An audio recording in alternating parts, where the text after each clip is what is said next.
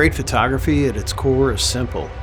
Understand the mechanics of properly exposing a camera and put something interesting in front of it. A lot of people question whether these shots are even real. That's probably one of the best compliments I've ever gotten. I can assure you, it's real. I was sitting on the ramp of a C-17 over the Alaska range with two F-22s literally 20 feet from me. We were also joined by the 18th Aggressor Squadron out of Aviation that provided some amazing F-16 shots. They were so close I had to have them back off a few times because the tail of our airplane was casting a shadow over them. When you put yourself in a position like this, there's a visceral component that translates directly to the image. It's something the audience can feel. We thoroughly briefed the mission ahead of the flight so everyone was clear on what I wanted to capture. I printed out cards that the pilots carried with them on their kneeboards with details on each setup so I could just give hand signals for each one as we went through them. And I let them know once we're finished, if we have the time, they could just improvise, do whatever they wanted, and I'll capture it. Giving pilots that kind of creative freedom usually gets me a shot I never even thought of. I like to sit on the end of the ramp with my feet hanging over the edge so the shooting platform, in this case the C-17, won't get in the frame, and I can also grab those top-down shots.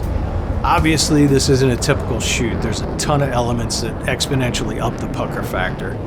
Over the years, I've had quite a few shoots like this, and I've come up with a simple setup to efficiently get the shot.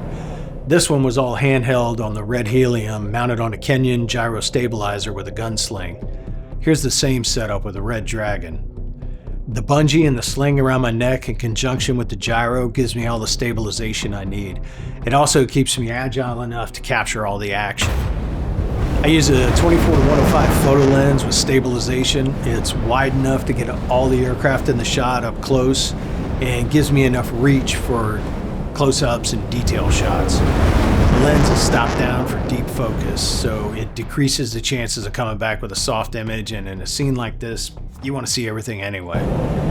We're skimming the mountaintops, so there's a fair amount of mountain waves that we're flying through, making it a little turbulent, which is why having as much stabilization as possible is important. Shooting 8K with a higher shutter speed allows for stabilization in post and the ability to pull 35 megapixel stills from the video.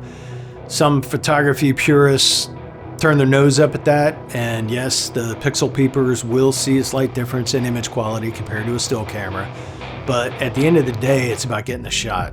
I have to capture both stills and motion. We have a limited amount of fuel, time, and resources to make this happen, so not having to switch cameras and run through each setup multiple times just so I can get a pass for stills far outweighs trying to appease the comments from a few dorks on the internet. Look, I know this kind of shoot is wild. Dangling off the ramp of a C-17 with Raptors ripping by isn't exactly your average day behind the lens. But the truth is, it doesn't matter what you're shooting, a once-in-a-lifetime aerial mission or your buddy's garage band. Every shoot is a proving ground. You don't rise to the occasion, you fall back on your training. So train like it matters, every single time. Because one day the pressure's gonna hit, the clock's ticking, the shot of a lifetime is unfolding right in front of you. And when that moment comes, you better be ready to own it. Shoot as much as you can, make your camera an appendage so the mechanics become second nature. Because when the adrenaline's pumping and your heart's in your throat, that muscle memory is what's gonna carry you across the finish line. This is one of those shoots that'll be burned in my memory forever. There's moments in this line of work where you just stop and think, how is this even real? You're in the middle of something absolutely epic, knowing full well you may never get a shot at it again. And in that split second, it hits you. You're here, you've earned this, and you got one job to do. Crush it.